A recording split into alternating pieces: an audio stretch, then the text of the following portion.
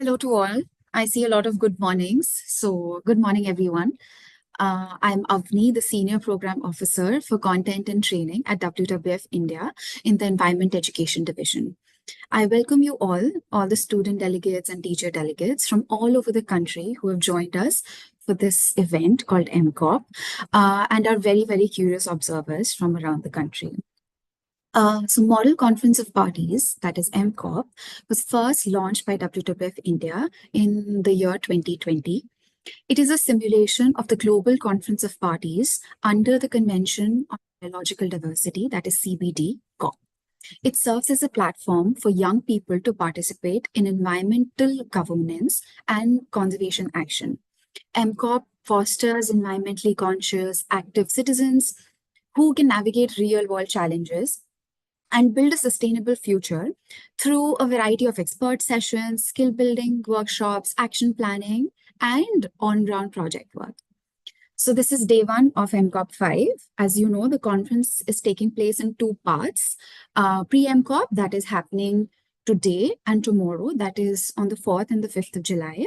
This will be followed by main MCOP from the 10th to 12th of July, where all delegates will be joining us in person in Delhi. I would also like to extend a very warm welcome to all observer students from different parts of the country who have joined us for MCOP. They shall be attending all the sessions virtually through our website or from YouTube. Okay, so before we start with anything, we'd first like to know how are we feeling today?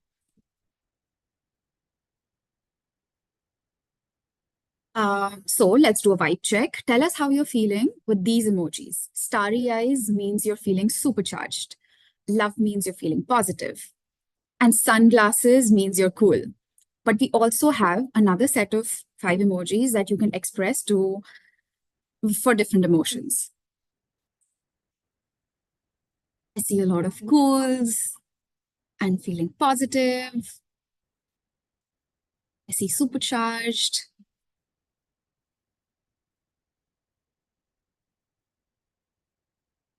Awesome. I see that not a lot of people are feeling sleepy or nobody's confused. So that's amazing.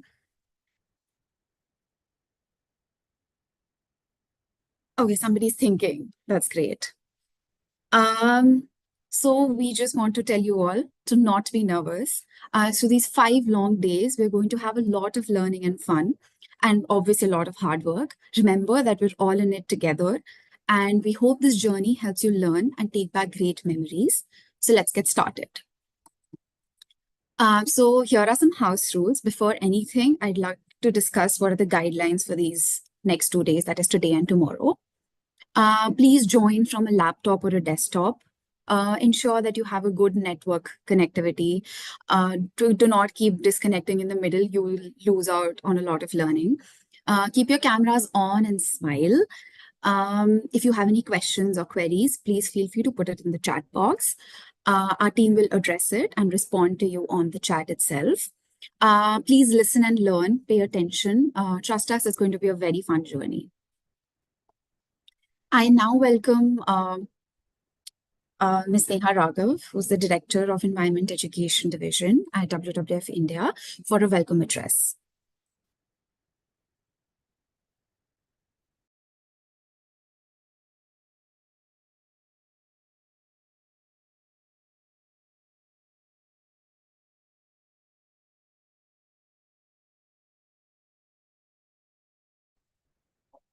Thank you so much, Avni, and a very warm welcome to all the student delegates and the teachers who've joined us from all over the country. We are super excited to have you all with us this morning for the day one of the 5th edition of Model Conference of Parties. I am equally excited to welcome Mr. Hem Pandey, who has joined us, who is one of the experts, for one of the sessions since he's here already. I thought it'll be great to welcome him right away. Of course, a detailed introduction will come in once his session begins.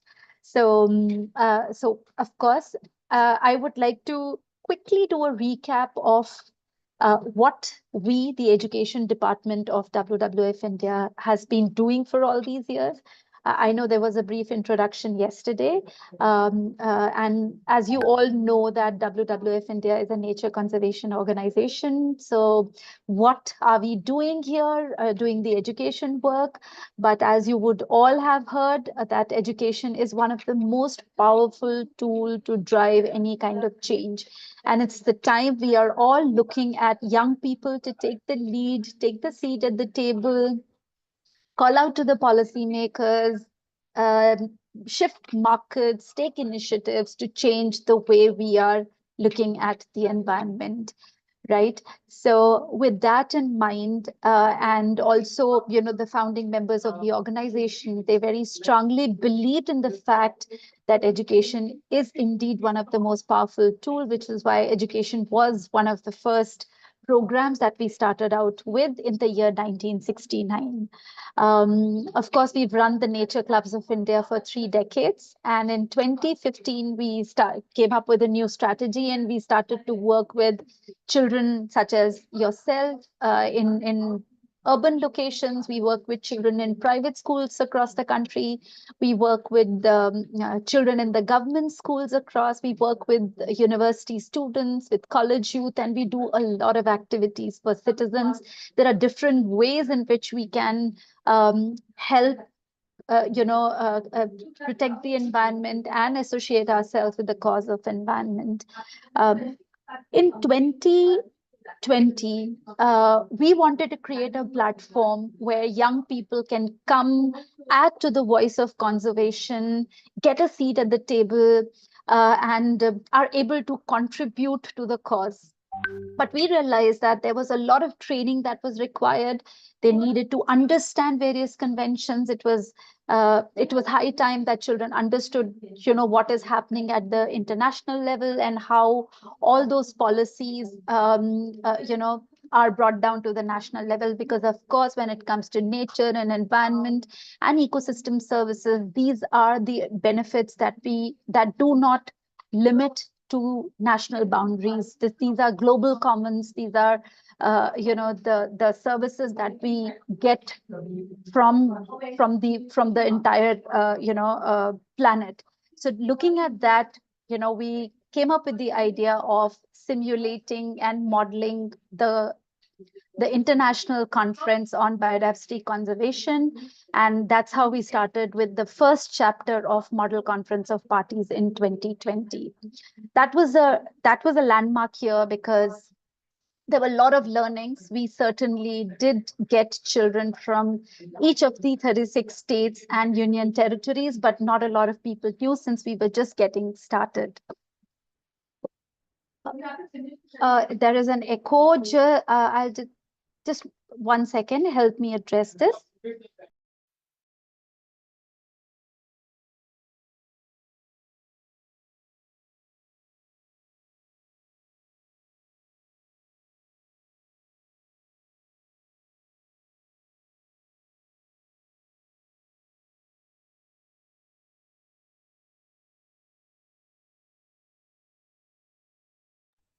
Thank you. Sorry for that interruption. I thought I should be audible. So, of course, in year one, we worked with the CBD targets, CBD goals and targets. There are 3 broad goals under the Convention on Biodiversity. One is to, of course, conserve important species and the habitat and the ecosystems.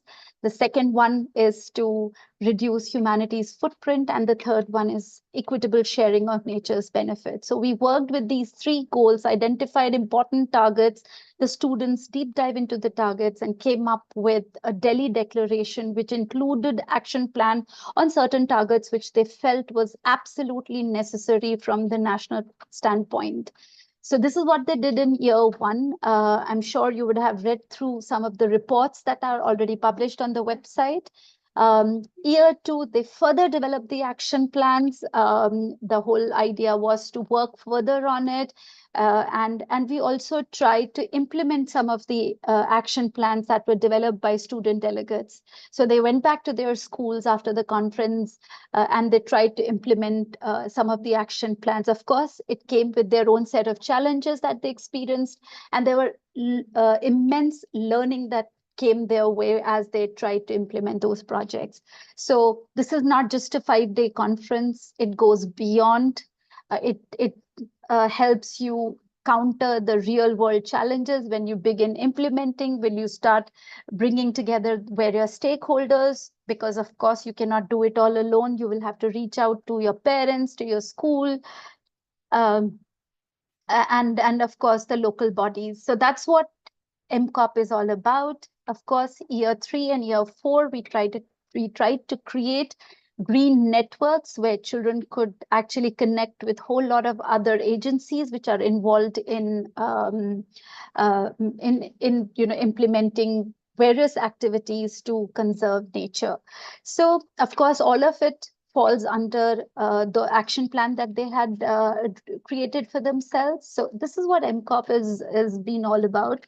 I would urge you all to not limit it to these 5 days of conference. The learning will be only as much as you will be invested in this program. If you spend a lot of time understanding how the action plans have to be created, if you invest yourself in maximizing your learning through interactions, you will get to meet a lot of experts such as Mr. Hem Pandey, who's already here. You will be able to learn, make the most out of your time with us during the MCOP.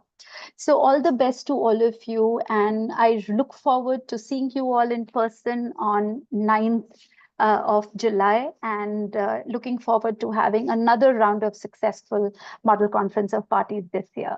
Thank you so much.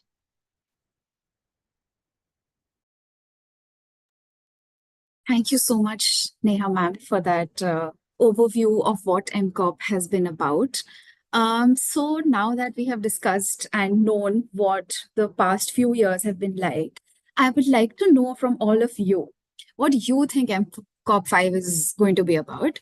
All since we have a lot of students from different parts of the country, almost all the states, I would like to know what environmental challenge from your particular state would you like to address at MCOP 5?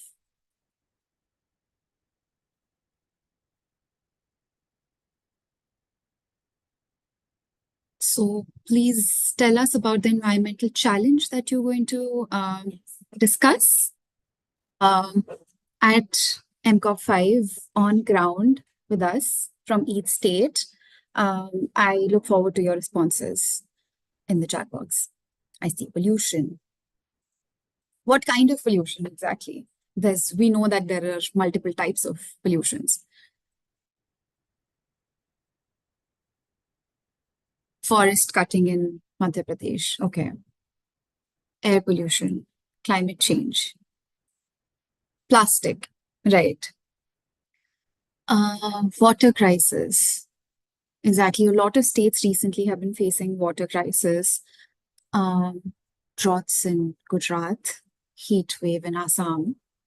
From Puducherry, the delegate would like to talk about microplastics. Yes.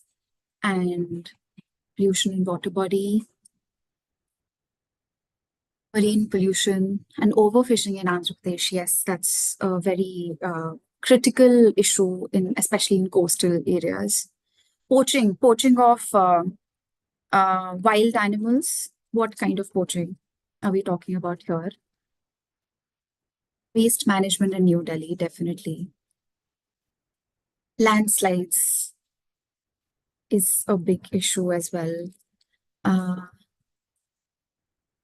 Right.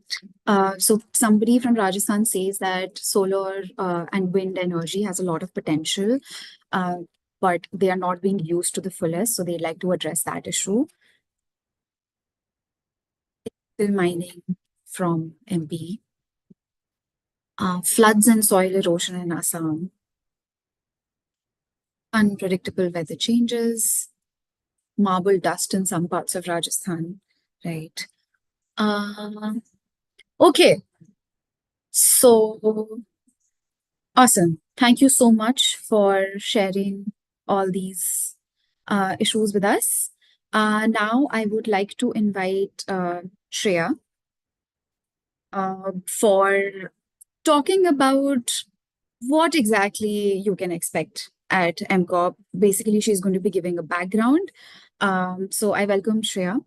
Please go ahead and address the audience. Hello, everyone, and thank you so much, Avni, for the introduction. Thank you, Neha, for setting the scene so well on what our past MCOPs have been like.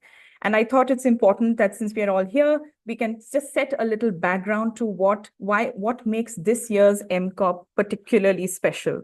Okay, so as you know, I've spoken to a lot of you during the interview rounds. So the focus of this conference is biodiversity conservation. But it's a good question to ask, why must we conserve biodiversity in the first place, right? So, of course, biodiversity is invaluable for its own intrinsic value. And our planet is such a unique planet. It's like the only planet in our solar system that supports life, as far as we know right now, and in the universe, well, we don't know what's out there. And that makes our natural world and the diversity of life that it hosts so precious. But biodiversity also provides us with things that are essential for our survival, like food, materials. And so all these services are known as ecosystem services. I'm sure a lot of you have already heard the term. So examples are, for example, when forests, oceans, grasslands, and wetlands, they are carbon sinks. They absorb carbon dioxide and lock it away in our ecosystems. On the other hand, another example is mangroves and coral reefs, which act as natural defenses against floods and storms. But because everything in nature is interconnected, we have to be mindful of how our actions affecting one species can have ripple effects or a domino effect that inevitably affects all of us. For example, bees and insects are essential in healthy ecosystems, right? So can you tell me an ecosystem service that bees perform? Can you pop it in the chat box? What ecosystem services do bees provide us? Okay, excellent, right? Pollination, yes. And what about, okay, I'm giving you one more example. What about an insect that was mentioned at yesterday's orientation session, which we had with the MCOP delegates, and that was the beetle. What kind of ecosystem service do you think a beetle could provide? Any ideas? Excellent. Yes. Decomposition. Yes, absolutely. Absolutely. By breaking down organic matter further, it helps in facilitating decomposition. Excellent. Excellent. Okay. So if we were to lose insects, we would lose the pollinators, and which we need to pollinate our food crops, which provide us with the food that we have every day. And so it's not just about affecting species on land. The bee can also influence marine ecosystems because the birds that feed on insects like the bee in coastal areas, the waste that they produce, it actually contributes to the nutrient cycle of marine ecosystems. So it feeds coral reefs, and coral reefs in turn support ecosystems which nourish fish. And there are over 300 billion people around the world that rely on these ecosystems for their food and livelihood.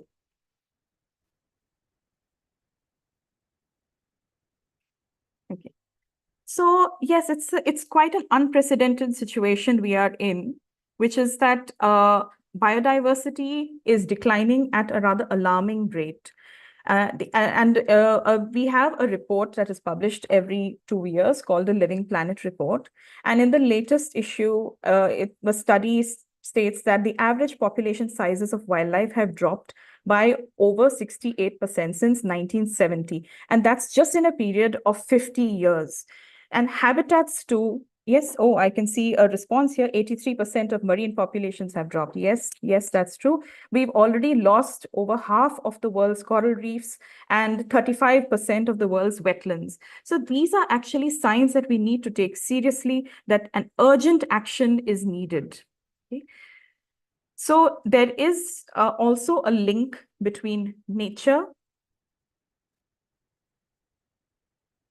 Okay, yes. So if we were to do nothing and to continue with business as usual, the curve would just continue to decline.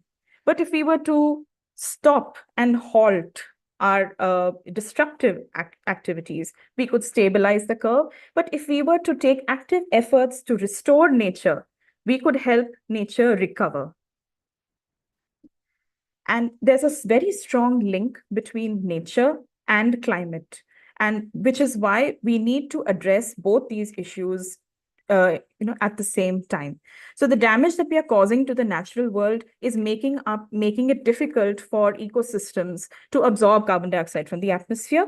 And on the other hand, it's also adding to rapid climate change, which in turn is again affecting ecosystems. And that is how the cycle is perpetuated. So we cannot solve climate change or nature loss unless we address the two problems together. So next is a little video to remind all of us who are assembled here what exactly is at stake here when we are here together at MCOP 5.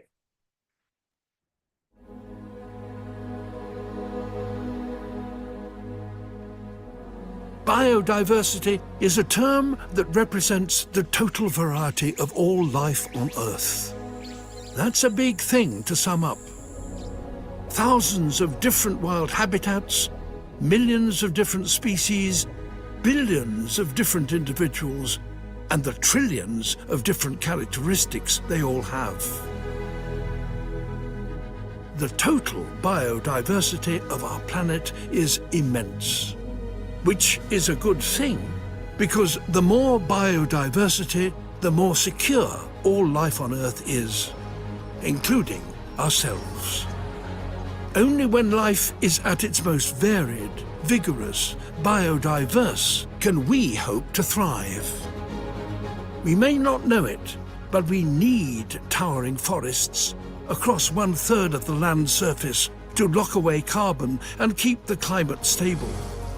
We need millions of pollinators and billions of soil organisms and megatons of plankton to keep the food we eat in supply. We need strange plants deep in jungles to create our medicines, and coral reefs and mangrove swamps to protect the coasts we depend upon. Our planet's biodiversity provides all the things we need for free. But it will only do so if there's lots of it, and at the moment it's under attack. In the last 50 years, our activities have dramatically reduced biodiversity across the globe. We've snuffed out habitats, reduced populations of wild animals by 60%, and even driven whole species extinct. The number of lions in Africa has dropped by 65%. The number of individual flying insects in Europe has dropped by 75%. The number of bluefin tuna in the Pacific has dropped by 95%. Biodiversity is dropping everywhere and fast. This is catastrophic for nature and therefore ourselves. We talk about climate change a lot, but biodiversity loss is as important an issue. How do we stop this loss of life? How do we ensure that biodiversity, our planet's vital statistic, begins to increase again?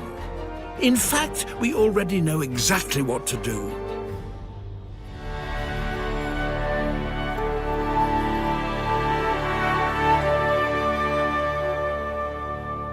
follow Our Planet, visit ourplanet.com and watch the series on Netflix.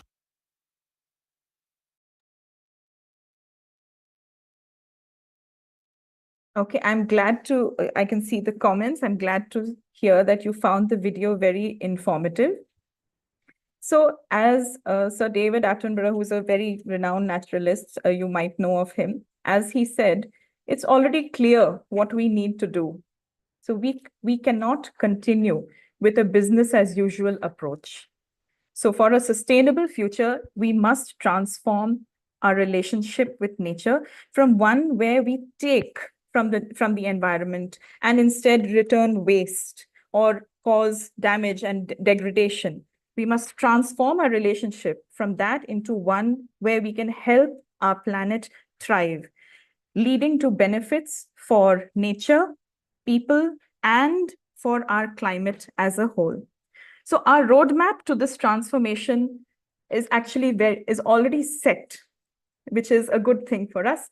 We have the Paris Agreement, which is an international agreement where several countries have. You will hear more about these in the upcoming sessions, but this is just some background. So the Paris Agreement is in place to help us limit global warming and to reduce emissions. The Sustainable Development Goals there are 17 goals which we have to achieve by the year 2030. That is our milestone. And neither of these global agendas can be met without also addressing nature loss. As you saw earlier, nature, climate, and our well-being are all interconnected. So for nature loss, we have a goal in place called the Nature Positive Goal. And what it does is it calls to halt and reverse nature loss by the year 2030 and to help nature recover fully by 2050. So what exactly does this mean? If you look at this graph, it means that we need to take actions now to stop biodiversity loss by the year 2030 and to restore and rejuvenate nature fully by 2050. And the year 2050 is also, the target is also important for us because if we manage to achieve nature recovery by 2050, our planet can sustain us for future generations and prevent runaway climate change for future generations. Okay, so the 2030 milestone is very important. And so this nature positive goal is actually reflected in the mission statement of the landmark Kunming-Montreal Global Biodiversity Framework. This is something that you will be exploring with our expert sessions today with Dr. Hem Pandey and later with Vishesh ma'am from WWF India. So I hope that I've managed to give you a bit of background on what we are here to talk about and what's coming up in the following sessions. Okay. So thank you so much. Over to you, Avni. Thank you so much, Shreya. I'm sure we learned a lot because I absolutely did. So now that Shreya talked about taking an action towards a particular goal, I would like to know, we all have New Year's resolutions, right? So I set a resolution for myself for the year 2024. What resolution would you take for nature? So I need one resolution from all the student delegates across the country about nature. Like, what would you do to make a positive impact from your side?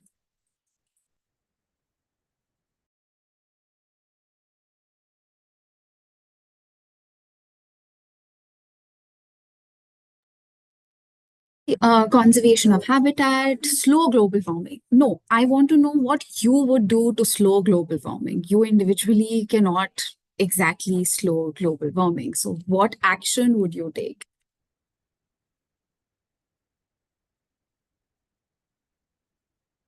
Plant trees. Instead of using plastic, switch to cloth and metal. I see a lot of planting trees. That's a great activity. Rooftop rainwater harvesting. Gift saplings in place of flowers. Okay, that's great. Save power at home, schools. Use reusable bags. Using eco-friendly products. Helping animals, yes. What else do we have? Reduce energy consumption. Rejuvenation of soil. That's really interesting. Enabling effective waste segregation at home. This is extremely important, and we can do it in our community, at school, even at work.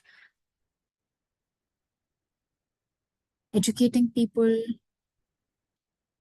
Okay. Great. Thank you so much, everyone, for the very prompt responses. Thank you, Shreya, for the amazing session. Now I would like to have a fun icebreaker round with all of you. It's called Jungle Jumble. Here are the rules. So I will show a set of jumbled alphabets on the screen. Your task is to find and name as many animals as you can from these 10 letters. You will have 1 minute to write down all the names of animals that you find in the chat box. Good luck, and let's see how many animals you can find.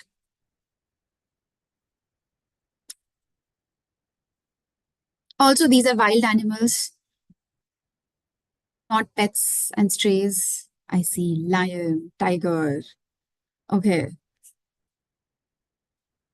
Bear. I don't see a rabbit. There's only a single bee. There's bat. Nice. But I don't see a langur. There's no U. I see boar. That's really nice. Okay. Anything else? Eagle. Very good.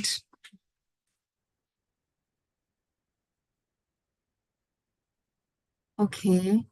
Tarantula. Interesting. I don't think you can form tarantula from these letters, but thank you. And yes, awesome. So here are some of the animals that we found, and amazing to know that some of you found even more. Few prompts from few answers that you all gave. Tiger and lion. Do tigers and lions exist together? Are they found in any one state of India together? Can any one of you name that state? Gujarat. Okay. Are they really, though? Are tigers found in Gujarat? MP. Okay. So lions are only found in Gujarat, where tigers are not found. They are competing predator species, so they're not found in any state together. Leopards, yes, tigers share a habitat with leopards, but not with lions. Someone also said bears. So do you know how many bear species are found in India? Can you name the bear species that are found in India?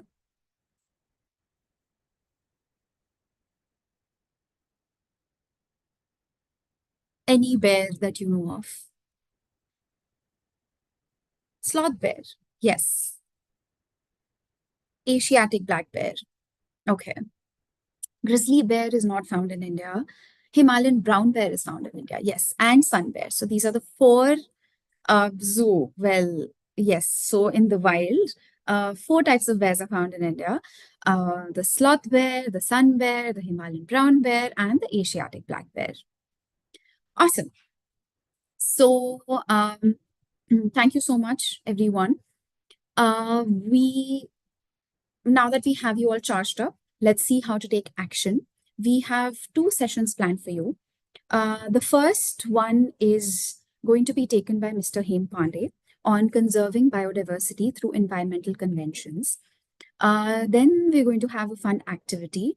Post that, we'll have breaking down 30 by 30 target by Vishes Upal ma'am.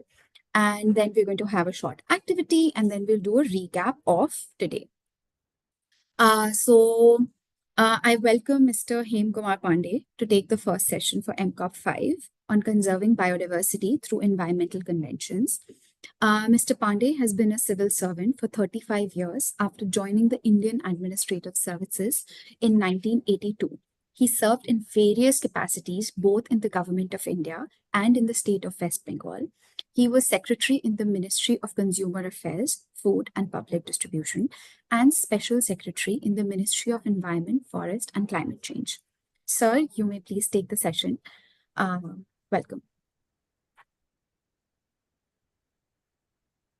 Thank you, Avni, Neha, Shreya, and the entire team of WWF India, especially Dr. Upal. And it's nice to be back. If I remember correctly, I was there with you in MCOP 1, and then I don't know what happened in between, but nice to be back. Well, distinguished young delegates, and good that I was there with you for last 45 minutes. So, I could know the enthusiasm and, before I get into my about 14, 15 slides, because it has to be a focused session, I just want to tell 72 young delegates who are here, of course, the virtual COP and then the main COP that takes place here would be wonderful. We just had elections. Through you 72 young delegates here, I would like first to think about it. None of the political parties, those who sought your votes, talked about environment, biodiversity, or anything of that sort. Henceforth, if through you, I would urge the young generation of the country that you must demand from each political party that we need pure air and pure water. And unless they put these two things in their election manifesto and work for it, none of these exercises will work. If we have to really walk the talk, you just saw the presentations made by Shreya and her team. We have lost everything. So please, I would urge, we need pure water and pure air. And all governments, from local government to the national government, must work for this. Let's get into my presentation. Who is putting it up? Yeah.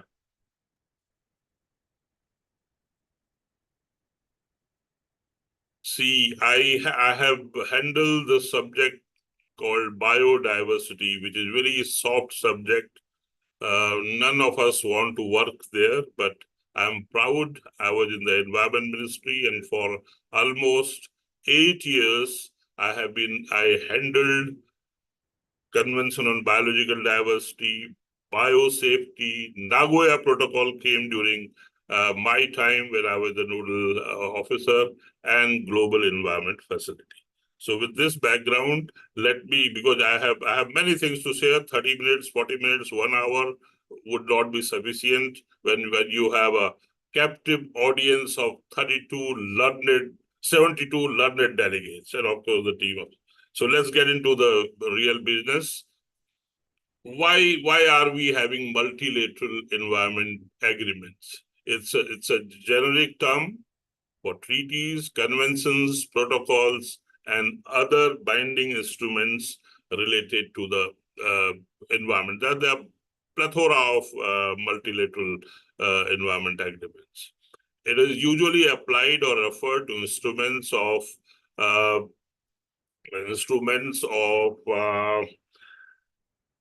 geographic scope wider than that of a bilateral agreement. Multilateral environment agreements allow different countries to work together to address the global environmental challenges. And I think we are working on these directions. Are critical. These MEAs are critical instruments of international environmental governance and international environmental law.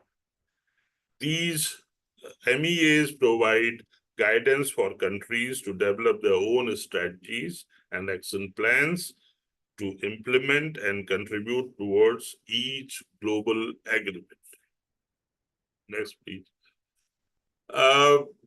Prior to Convention on Biological Diversity, we are having global agreements that covered biodiversity conservation, the Convention on Wetlands, which is popularly known as Ramsar Convention, UNESCO Convention on World heritage sites, and I think we in India we have about 40 odd World Heritage sites. Then CITES, Convention on International Trade in Endangered Species of Wild Fauna and Flora, and CMS, Convention on Migratory Species of Wildlife, and India had hosted CMS recently in India, and taken all these together, these conventions which have been there did not work for biodiversity in holistic manner. They only provided protection for certain sites and common rules in certain situations where international cooperation is required. I mean, as the name indicates, so there was a need for a comprehensive biodiversity agreement. Next, please.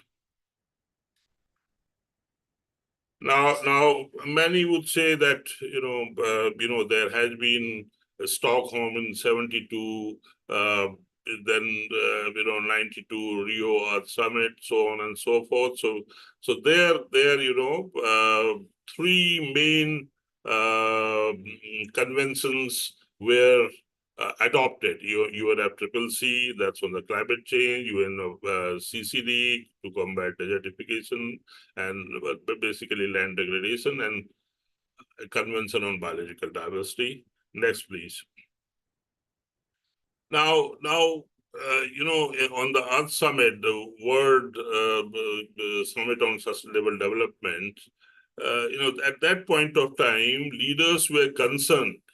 I mean, all the countries that got represented there, they were concerned that one of the biggest threat to human being is decline of life on Earth. You just saw the video also by David Attenborough, and if you go into Netflix, there are a lot of videos on planet, the health of the planet. So you will see. I mean, once you see that, you really feel miserable. How we humans have been responsible for destroying life on Earth. That point of time when crop diversity was shrinking, species loss had accelerated, vis-a-vis natural loss. In nature also, species come and go, adapt, mutate, and so on and so forth. But because of us, the human beings, the loss has accelerated tremendously. I mean, it is unbelievable. Ecosystems in all parts of the world were being exploited. This is I'm taking you back to the 1992. Why on the Earth Summit? Why we went for a convention that will address biodiversity in general. And that is the point of time when biological science was also making rapid stride. By 83, scientists had learned to multiply DNA, deoxy, the double helix, and the recombinant DNA technology, genetic engineering. This was taking shape, and that enabled to develop new. Next slide, please. That enabled to develop new pharmaceuticals and genetically modified plants. Patents of new forms of life became more common, and few countries did reap the benefits. This is very important. such discoveries did carry dangers too. Would they be safe for people and the environment? That was the question. Next, please. That was the question in the minds of, delegates in 1992. What do we do? Next, please. A range of issues included, would it benefit only the wealthy nations at the expense of nations that provided the genetic material? Would there be equitable distribution of benefits? That was the question bothering the leaders then. Could a system of international regulations be developed that would both conserve genes, species, and ecosystems, and at the same time control the applications of the increasingly powerful biotechnology? So these were the issues bothering delegates, then the leaders of the world, then who had assembled in Rio at that point of time. How would the new technologies affect native species? That was very important. Who would provide the raw material with which scientists would work? Because biotechnology has a lot of plus sides. So that was bothering the delegates there. Next, please. Could these new discoveries contribute to development? That was also being discussed and thought. To address the range of issues and following several years of discussion, a Convention on Biological Diversity, CBD, was signed by 150 countries at the Earth Summit in 1992, because those were the issues bothering delegates. So it was thought of work was already going on. So 150 countries signed this then, and this got enforced in December 1993. And today it has 196 parties plus European Union, unfortunately without USA. And 4th July happens to be United States of America's Independence Day also. I hope they are listening, Americans are listening. When I was chairing Nagoya Protocol first meeting at COP12, I had mentioned this to American delegates who were observers then, that please, but it's been 10 years, they have not. And it's really unfortunate, a mega diverse country out of CBD. So that speaks, what is biodiversity, why it is important, how threatened, the species are, what are the benefits of having it intact, challenges that CBD and related conventions are addressing. This is all about the conventions that we have, and the CBD in particular. Next, please. As I said, there are other 4 conventions that next slide, please. Before I go into the other conventions, CBD uses the definition of biodiversity. CBD, the definition that CBD uses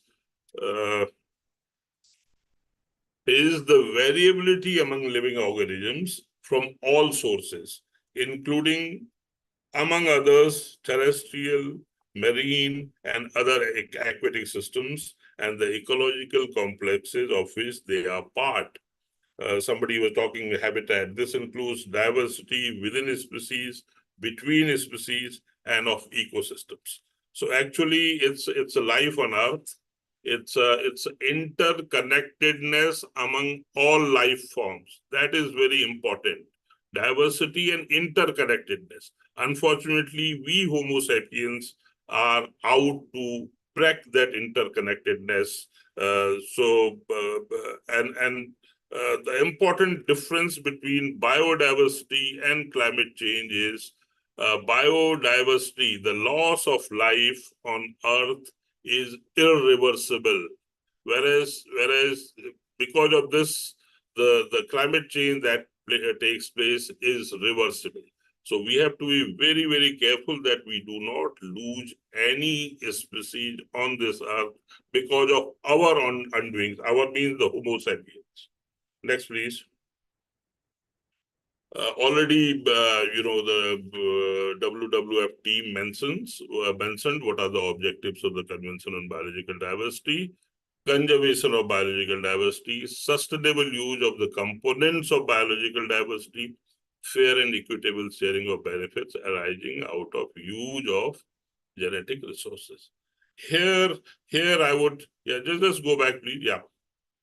On conservation, I think we'll have to introspect. All of us talk. There's a lot of talk about conservation. Talk. Nobody wants to walk. As a nation, as an individual, we are not walking the talk. Conservation is a talk song. So I think that has to change through 72 delegates out here. Sustainable use. Everybody wants to use the biological use, but not sustainably. In fact, Ramsar Convention was better word they had used, wise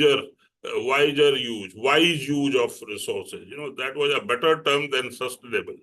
When 20% of the world's population consumes 80% of the resources, why are we talking about sustainability? This is really bad, So use everybody wants, but nobody wants what is sustainable. Why should it sustain? So I think we need to take it forward, and it's better late than never. I mean, and a third pillar of biodiversity. It's most and now because of the digital, the DSI that has come, it's even more challenging. Everybody wants access to genetic resources, but nobody wants to share the benefits. So these are the three challenging objectives of the Convention on Biological Diversity. It meets once in 2 years, CBD, and 196 countries minus USA who observe what others are doing. Very sad. Next.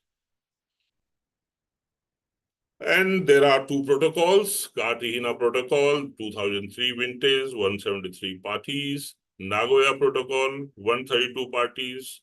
I have first-hand knowledge of how we did it, how we got it signed, how we, got it ratified. So it was quite a challenging one, but now this protocol is also under immense challenge, whether we did the right thing by bringing this protocol at that point of time. Next.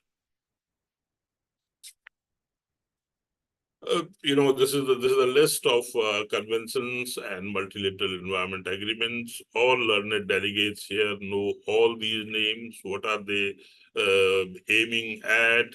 How we are going about these conventions, these agreements. Are we really serious about fulfilling the aims and objectives of these conventions? So this will remain a work in progress.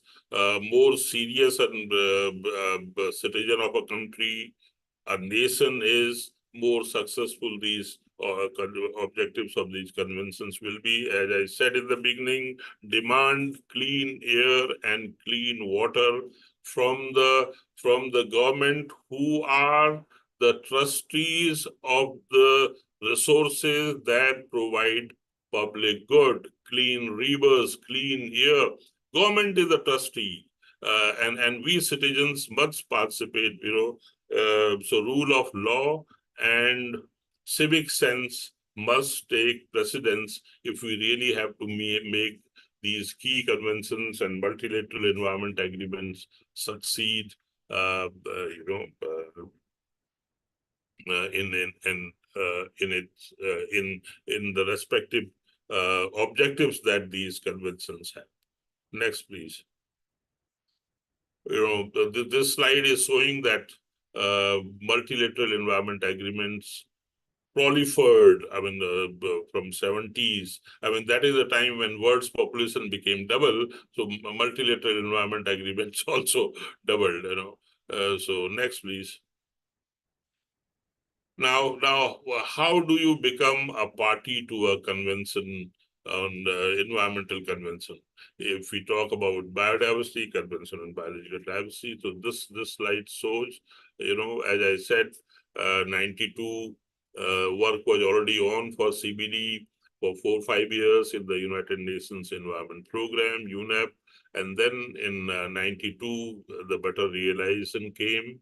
And this particular convention on biological diversity, it's a very important convention. And, as I said, 150 signatures, then the process of ratification, the objectives, the aims and objectives of a convention become legally binding to a state, to a nation, once they ratify. And it's a huge process. You go to the legislature, explain to them what this is all about, what are our obligations, what are our duties, and that is how the national governments agree to ratify a particular convention that has been signed by a country during the period, because that particular convention is available for signature during a particular period. In 92 CBD convention, CBD's draft was there for people to sign for a particular period. So India had also signed it then. And India was one of the very few first countries who had ratified it also.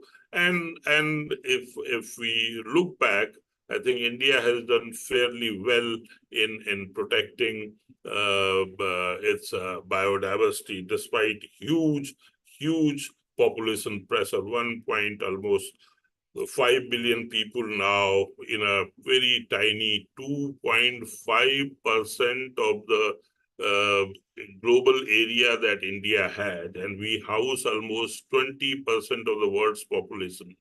And yet we have about 8% of the world's species and quite a few endemic in our country. I think India is, of course, a mega diverse country, and almost 5% of its area is still natural. So it speaks volumes about the people, 300 million, almost, the 1/4, 30% of our population is directly dependent on the biological diversity that we have. The way people save, conserve, and participate in protecting. I mean, there are umpteen. I mean, it'll take whole day to narrate all those. But please, so we must protect what we have. We must bring more areas under protection, biosphere reserves, eco-sensitive zones, so on and so forth. It's and we have to go beyond the talk. We have to walk. So please, as young delegates, ultimately political will is there. Ultimately, we citizens demand from people who govern us that we need clean air and clean water. And clean air and clean water can only come if we have diversity of life on Earth, if we have interconnectedness among all the life forms, if all our ecosystems function well, it will be very. Another name of ratification is accession. If you once you sign, then you have to take your national government with you and agree to be party, and you become a party once you ratify or access a particular convention. Mere signing, as I said, go back to the CBD example. USA has signed but not ratified, so they have not taken any obligation out of that. My time is up. Or last slide, I guess. One more. Yeah. So I think I thank you here, and if there are questions, we can interact for a while. I can share my experience of handling at the policy making level at the Government of India, as nasal focal point of CBD, Cartagena Protocol on Biosafety, Nagoya Protocol, Global Environment Facility. So all that was there. So thank you so much for listening to me. Thank you. And opportunity, all of you in WWF. Thank you. Thank you so much, sir, for that informative session. As sir said, the stronger the environmental conventions, the stronger is the country. We as the citizens of India must encourage our leaders to talk about conserving the environment and walk this talk. If you have any questions, please put them in the chat box. Pandey sir will answer those questions now. Sir, I'll read out the questions for you and you can answer them. Kushal Saha from Assam has a question. What is the meaning of fair and equitable sharing of benefits? Sir, you're on mute.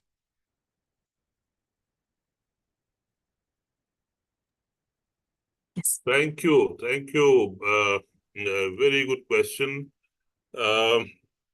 Right now, what is being, I mean, there are a lot of discussion. What is being discussed is 1%. Once you use a biological resource, that's what CBD says, genetic resource. If you make millions out of it, billions out of it. In fact, right now the estimate is all diverse biodiversity that we have globally, almost $2.4 trillion per annum is the estimate by 2030 that these biological resources will provide.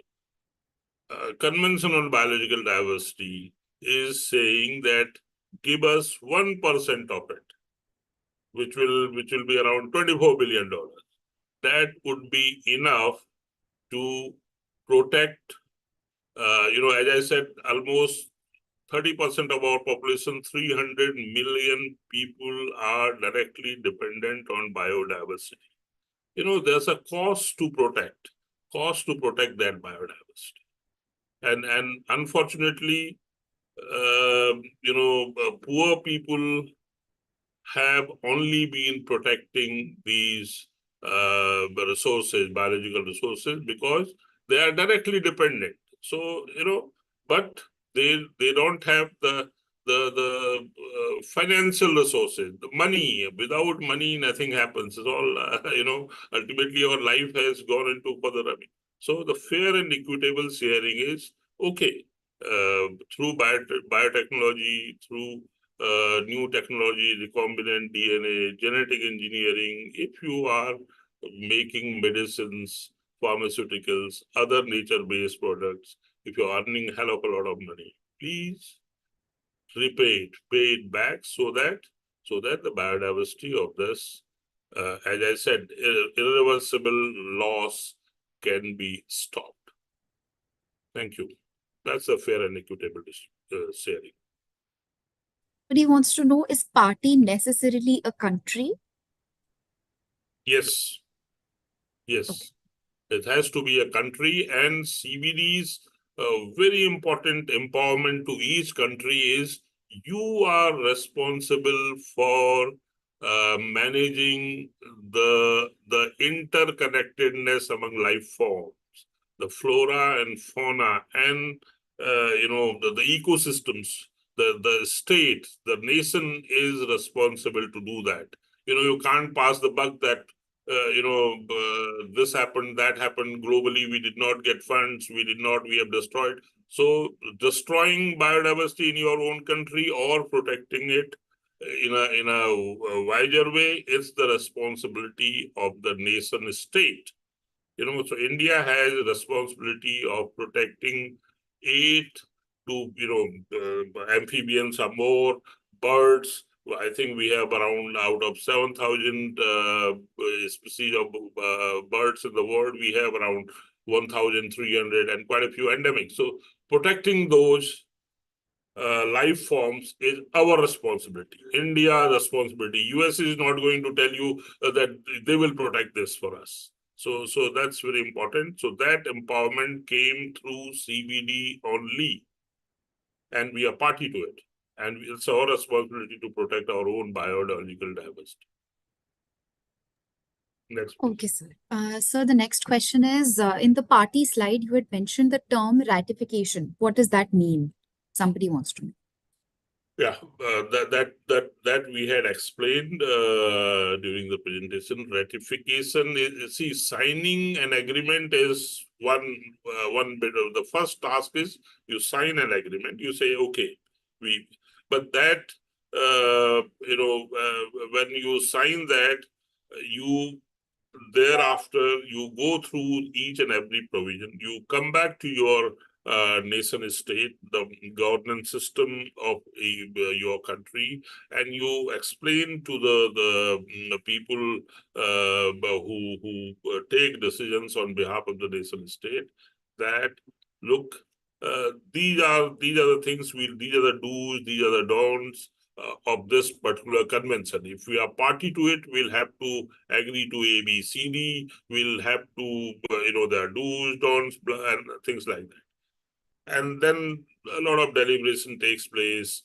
As I said, let's demand pure air and pure water from people who govern us, in a democracy. So that is also an obligation. And we have signed it. We have not only signed it, we have ratified Convention on Biological Diversity, and we have told the world that we will protect our own biological diversity within the geographical limits of our nation. So that is called that we have ratified. So we have that obligation. Each convention has some general obligations, some concrete obligations, and some soft obligations. And CBD is among the other among those 5 biodiversity related conventions. CBD is really comprehensive, and CBD's the concrete obligation, CBD is concrete in this convention, that we will protect our biodiversity. That's very important. So each nation submits a report to the Convention on Biological Diversity about through NBSAP. The name might have changed now, National Biodiversity Strategy and Action Plan. So we give, but again, it has to be based on facts and figures, and actually that's happening in a country. So ratification means we take the obligations that are there in the convention, and we try to fulfill those obligations to the best of our ability. Of course, that's where many a time these conventions are criticized, because as far as possible, as far as practical, all this language is there, but it has to be, because a pan-world convention, so it has to be that way. Yeah. So ratification means you have to meet the obligations that a convention tells you. Yeah, thank you. So the last question that we'll take for now is, what is the biggest challenge in preserving biodiversity? What is the biggest challenge? In preserving biodiversity. Reverse the loss. First thing, the way we are losing wetlands. Ramsar Convention is one of the oldest, and I think 90% of the world's wetlands are gone.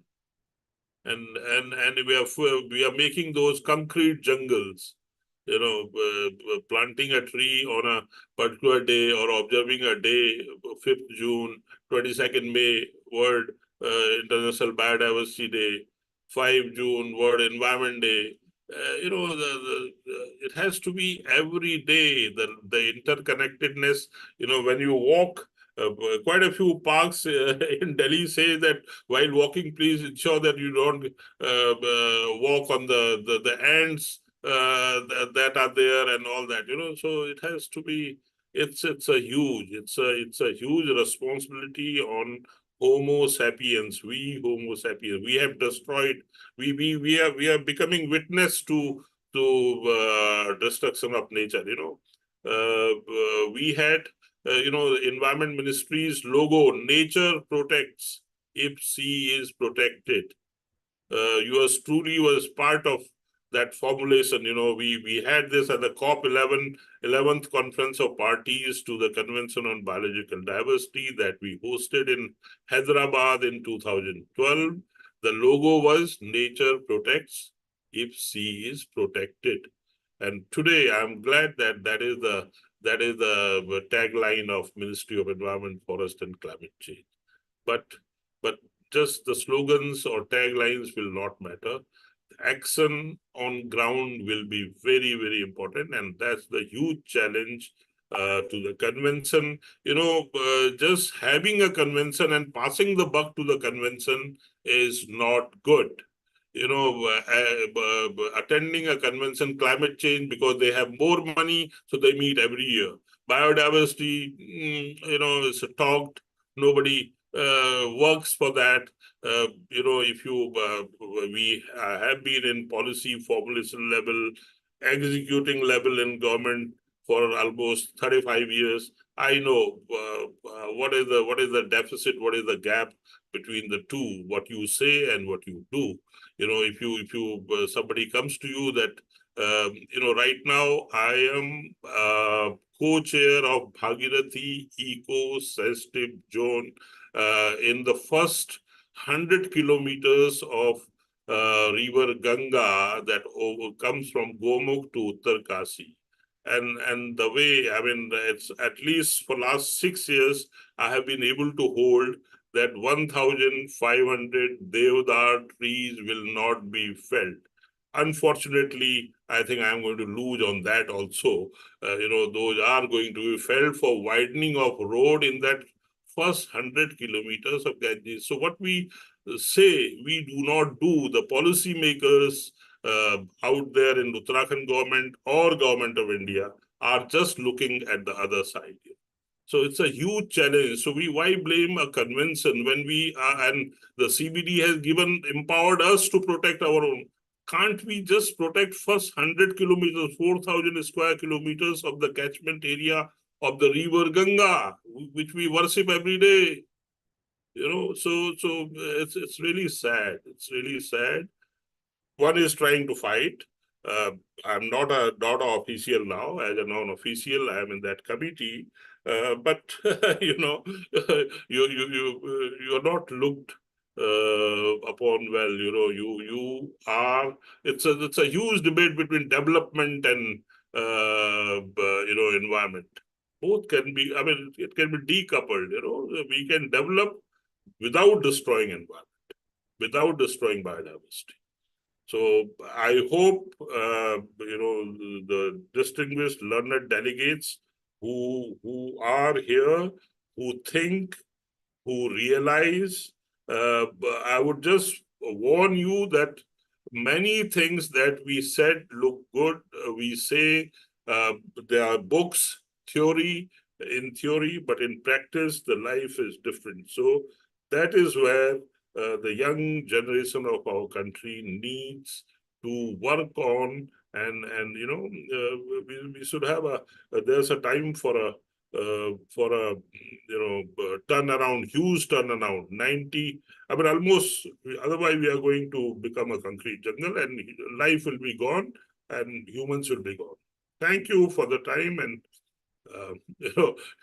I become very emotional when it's about biological diversity. So thank you so much.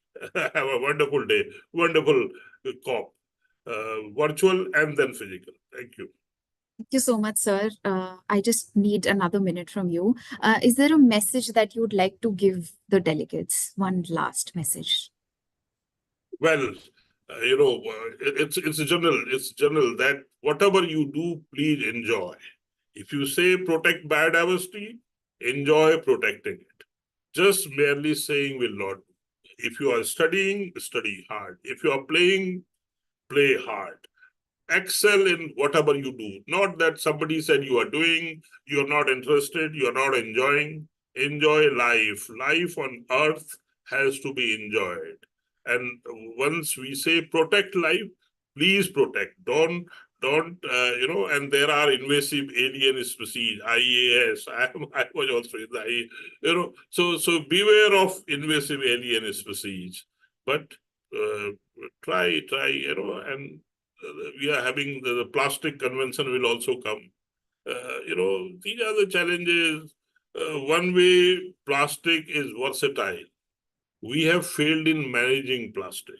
And today we are so, there are huge challenges, but at each and every level, as I gave you an example of Bhagirathi ecosystem zone, I am enjoying by installing that cutting of trees, I'm enjoying that. It's not that I'm doing for heck of it. I don't want the citrus deodar trees felled at that altitude just for building a road. So I don't want that. And I'm enjoying doing that. So what I'm saying is, whatever you do, enjoy. Right now, for last 1 hour, 1.5 hours, I have really enjoyed being with you. Thank you so much. Thank you so much, Mr. Pandey. As you would have read all the lovely messages, they are all well informed now by this wonderful session, and so inspiring. And I'm as emotional to hear you talk about biodiversity as you are while talking about it. May I now request Ms. Vishes Upal to say a few words and thank Mr. Pandey. She's here already. So may I request her to speak a few words for Mr. Pandey? Yes, thank you, Mr. Pandey. As usual, you've really inspired all of us. You've re-energized our energy, even mine. You know that I've been also in this field for a very long time. I think this is something which, if the young delegates can take away, that, you need to tirelessly kind of, fight for this cause. You have to kind of, engage in, and it's a very long battle. I mean, Mr. Pandey's hair has gone white and mine has also. So, but it is something, and even if you have a small win, the kind of satisfaction you get, it's immense, because what are you doing? You're finally protecting Mother Earth, right? And we all are enjoying her free services.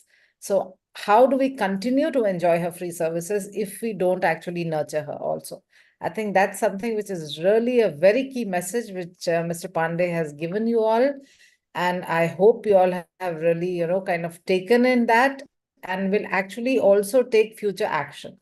Thank you, Mr. Pandey, once again. Yes, and I know we keep bothering you and we keep dragging you back, with us. And I hope we'll, continue to keep, discussing and deliberating and kind of, collaborating with you. Thank you. Thank you, Vishes. Thank you for the opportunity. Thank you, WWFT. And thank you for the beautiful presentation that you shared with me. Made my task very easy and to the point. I hope I was to the point. Thank you so much. Absolutely. Have a wonderful day and wonderful time in the community. Thank you. Thank you. Thank you so much, Ms. Vishesh and Mr. Pandey. Over to you, Avni, now. Thanks. Okay, before we move on to the next thing, I would request all of you to kindly rename yourself. You can mention your name and followed by the state.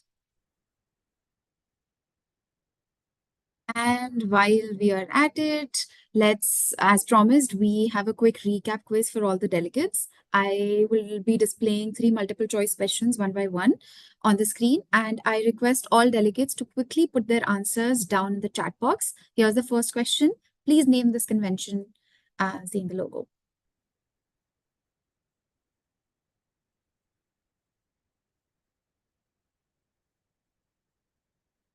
Okay, a lot of A's. Let's see what the answer is.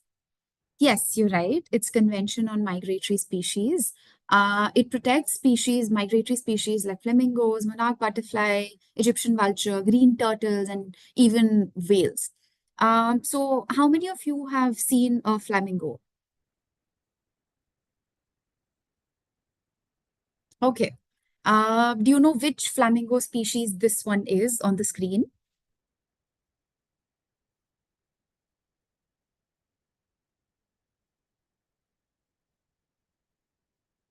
Okay. It's a lesser flamingo. It is mostly restricted to the western region, with the majority found in Gujarat and a small number also found in Rajasthan and Maharashtra. Do you know why flamingos have a pink color?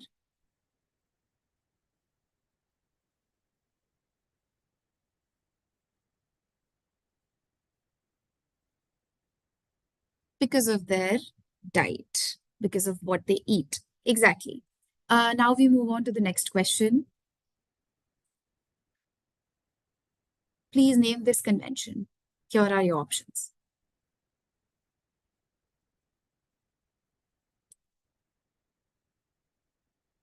Somebody says A. Okay. All right. I see a lot of A's. Let's see what the answer is. It's B, the Stockholm Convention. This convention, it aims to eliminate or restrict the production and use of persistent organic pollutants, that is POPs, including pesticides like DDT. Have you heard of DDT? I think we all have read it during our lectures on science. Um, yes, okay. So, why do you think it's harmful? What does it do to animals and humans? Yes, somebody's put the full form of DDT. So how does it harm the environment? Biomagnification. Right. Exactly. So biomagnification is when a toxic chemical, it travels through the food chain from one species to the other. For example, DDT, it is, if it's in water, a plankton consumes it, and then a small fish consumes it, then a larger fish consumes it, then a bird consumes it. So the concentration, it magnifies at each level. My last question for you, this one is very easy.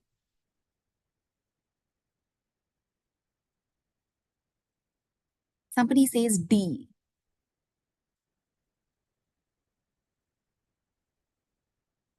Let's see what the answer is. It's the CBD. CBD, as Sir mentioned, is the Convention on Biological Diversity. The parties that have signed CBD meet every 2 years in the Conference of Parties, that is COP, to review progress in the implementation of the convention and to adopt programs. The event that you're all at today, MCOP, this is the simulation of the same COP. Okay, so let's move on to the next session. As you know, the theme for MCOP 5 is Generation 30. But why Generation 30? In December 2022, the CBD COP 15 adopted the coming Montreal Global Biodiversity Framework, that is KMGBF. An important target under this framework is called the 30 by 30 target. It involves protecting and conserving at least 30% of the Earth's land, seas, and freshwater ecosystems by the year 2030. Achieving 30 by 30 is essential to halting and reversing biodiversity loss, as well as protecting carbon stocks in nature that are necessary to combat climate change. To reach this target of 30 by 30 and achieve the global vision of GBF, we know the world's youth, that forms about a quarter of the global population, it plays a very, very crucial role, which is why we have you all here, the youth of the country. Hence, for our next session, we will get to know about the GBF target 30 by 30. I would like to welcome Ms. Vishes Upal ma'am, who's the Director of Law and Policy at WWF India. Ma'am, you may please go ahead with the session.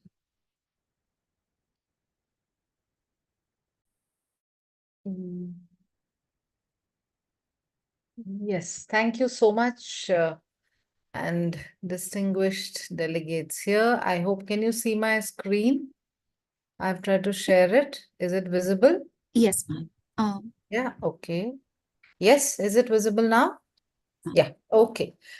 So a big welcome, and I think I can just take off from where Mr. Pandey actually left, because like he said, that there's a convention and of biological diversity, and that convention has a 10-year program, like it adopts a strategy for 10 years, so that in 10 years, what all countries should do, right? And that is what, as you have been informed, just yeah, as you have been informed, is called the latest 10-year program is called the new 10-year Global Biodiversity Framework. It actually, so 2020 marked the end of the last 10-year biodiversity framework, which was famously called the Aichi targets, right? And then the 15th COP in 2022, because of COVID, we are actually 2 years behind. We actually adopted something called the Kunming-Montreal Global Biodiversity Framework, right? And that actually very clearly talks about how people and everyone should live in harmony with nature. So that is actually the main global aim. And over 190 countries actually adopted this landmark, Biodiversity Pact.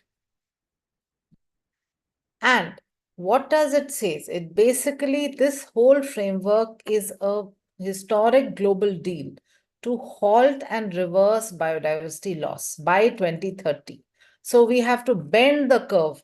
I think the previous, session showed you those curves, right?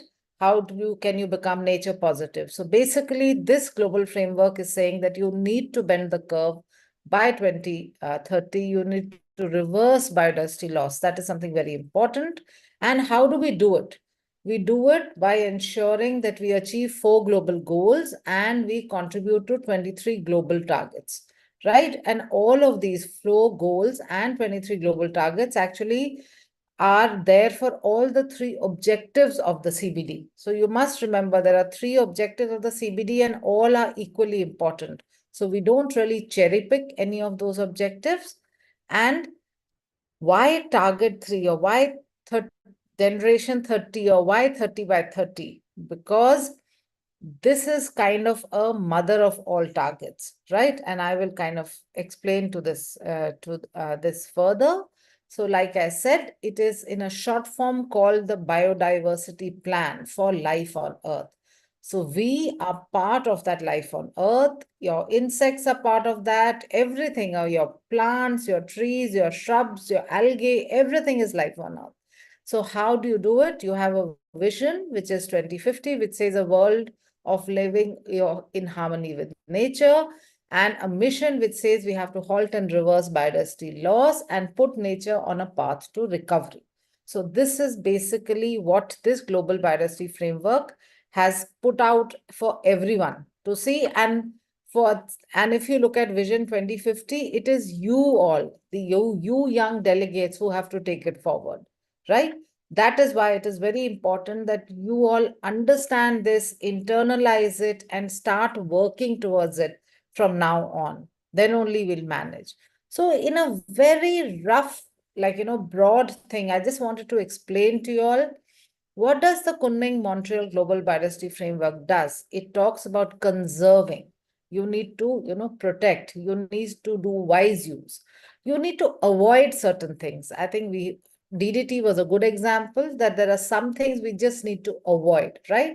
And we need to safeguard something, right? Our agriculture, agrobiodiversity, our traditional breeds of livestock, our medicinal plants, our bees and butterflies, and, because of pollination. So you need to safeguard certain things, you have to, and then you have to act, right? So you have to ensure that you don't use plastic. You have to discourage, food waste. You have to ensure that everyone else, it is not the government's responsibility to conserve biodiversity. It's all of us. All of us need to take very small steps. We can say no to what do you say? Like a plastic straw. You can drink straight from the cup, right? So these are some things we need to be very clear about. Can you hear me, or is that phone? Okay, yeah. So these are some things we need to be very careful about, and that is the crux of the Kunming Biodiversity, Global Biodiversity Framework, which says you need to conserve, you need to avoid, you need to safeguard, and you need to act, right? So these are 4 things which are very important. If you look at it, then this is how your targets are. There are 8 targets which focus on reducing threats to biodiversity. There are around, 5 targets which talk of how nature benefits people, right? And there are the remaining targets actually say how can actually we implement this framework? Because unless you have tools and funding and technology and capacity and resources, and human manpower and policies in place, how will you implement this safeguard, this framework? So this is what is very important. I'm not going to read through all of it. I'm sure all of you know it, but I just wanted to give you all a crux of this information. And don't forget, this is very closely linked to the SDGs also, right? If you look at it, it is very clear that these are some of the targets, SDGs, which actually ensure that both, if you conserve biodiversity, your SDGs get, kind of also achieved. If you work towards achieving the SDGs, some of your biodiversity also gets conserved. So you should look at this. What is target 3? If you look at target 3, which is 30 by 30, what is 30 by 30? It is a mother of all targets. Why? Because it basically says that we need to, conserve 30% of terrestrial, inland water, and coastal and marine areas by 2030. So 30% of our planet by 2030, right? It is a tag, because once you do this, a lot of other targets also get conserved. And it says that this 30% which you're trying to conserve must be areas particularly important for biodiversity, for providing your ecosystem functions and services. These areas must be ecologically representative. It should be well connected. It should be equitably governed. And it does not just have to be protected areas. It can be other effective area-based conservation measures. I will explain to you what it is. It should also recognize tribal areas where actually tribals are conserving those forests or rivers or coastal areas. And it should ensure that there is sustainable use. So anything you do should not actually degrade that area, right? And while doing this, we must not harm anyone. We must do no harm. We should recognize, respect the rights of people, and we must also ensure that there is livelihood security, food security. All of that is also provided through these areas. So this is target 3. So if you see, it is basically a very heavily worded target. This is something which 196 countries came together and wrote it up. So you can imagine this target took forever, to negotiate and come to an agreement, because everyone wanted their bit in it. And finally, this is what the target talks about. So if you look at it, there are basically 3 approaches for 30 by 30. So if you want to conserve 30% of the planet by 2030, what you need to do? You need to have some protected areas which have a specific conservation objective, right? You need to have some other effective area-based conservation measure, which actually also contributes to conservation. So please realize the difference. You may have a water body in your, city, in your village, in your district, which contributes to for conservation, because, the birds use it, all of that. That does not mean that is a protected area. Protected area means a national park or a sanctuary, which specifically has been designated for conservation. But there are other areas also, which even a traditional, paddy system. I see someone there are delegates from Arunachal. So your Apatani, wetlands are actually also contribute to conservation. that's a traditional culture way of harvesting rice, where actually you ensure that there is no detrimental, your fish thrive in it, your birds live on it. So things like that. So this is what, and the second is the indigenous and traditional territories. Like if someone is from Assam, then there are these Karbi Anglong district forest, there are these council areas. So these are also areas. There are these pastoral areas in Ladakh, where they are actually grazing lands, but they also have significant biodiversity there, right? Where actually people and wildlife live in harmony with each other. So these are things also which we need to look at. But we must remember that for all of these areas there has to be some key elements. We can't just call, like, maybe urban, we can't really say that, a small urban park, which has maybe what you say, palms, and all beautified park. Urban park is actually something which conserves, or contributes to biodiversity, because often we plant a lot of exotics also in these areas, right? So we need to be, careful about it. But 30 by 30 has a very clear quantitative element, right? At least 30% of land, sea, inland waters. So ideally, every country should try and achieve 30% of land, 30% of sea, 30% of inland waters.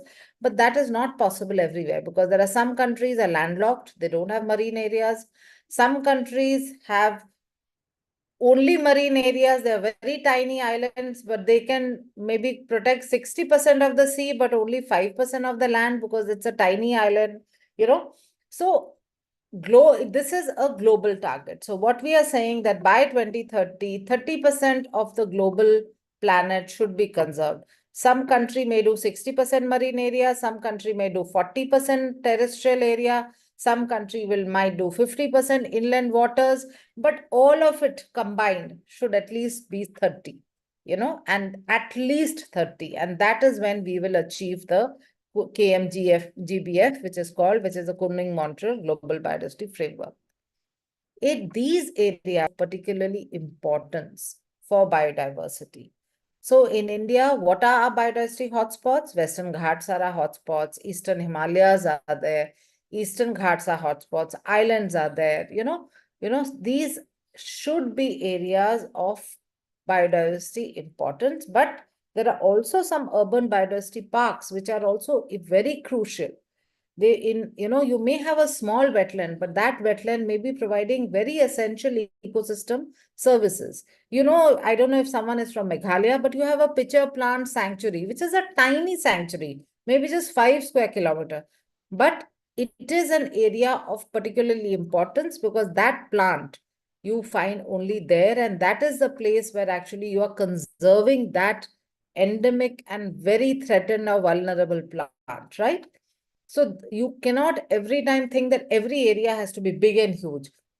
It can be a small area, but we need to find out why it is important. That is something very, crucial for us. They have to be effectively conserved and managed. It is not just good to say, okay, 40% of Aravalis, we are now going to create a protected area. But are you managing it? Are you, conserving it? Do you have any actions for it? Otherwise, you can draw boundaries on paper and forget about it, right? So we don't have to do that.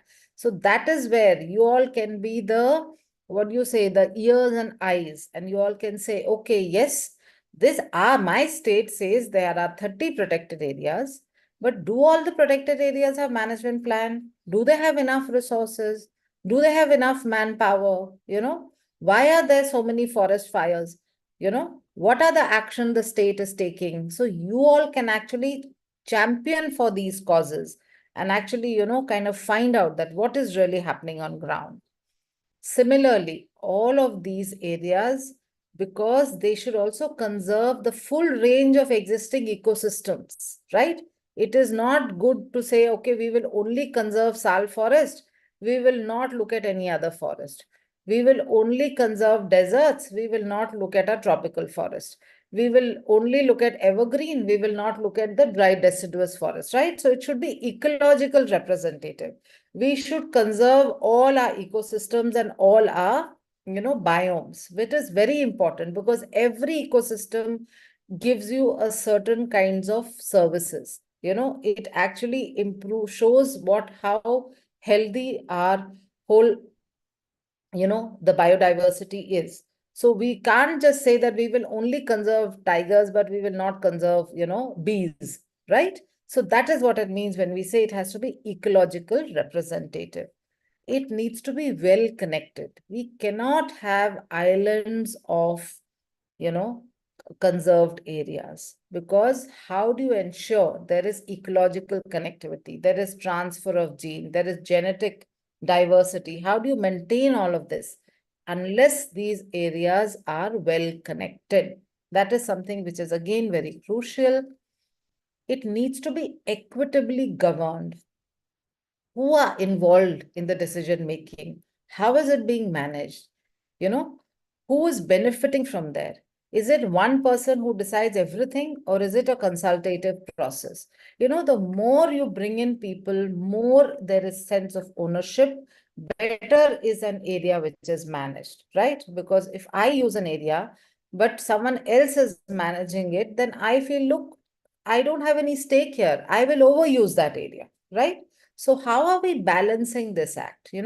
How are we ensuring that people understand why is something called a protected area, and why is it being managed in a manner that people have limited access to it or regulated use from it?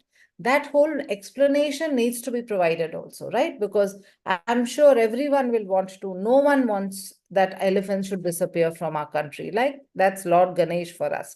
But we have to explain to them that this is why we need to keep some areas aside, maybe for wild animals, maybe for protecting the bees. Why do we need flowers in our farm fields today? Because we want bees to come to our farm fields, right? So that's what we need to also explain. There should be sustainable use only. Basically, any activity within a protected area. I think what Mr. Pandey was saying, that so many trees might get cut, right? What is going to happen? That's going to impinge on the conservation outcome or the free nature services which that area is providing, right? So we should try and encourage and ensure that our use of that area is done in a manner that it does not impinge on any conservation outcomes.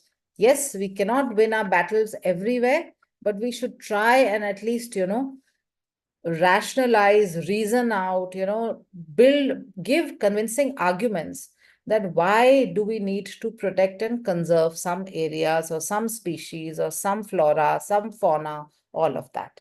Yes.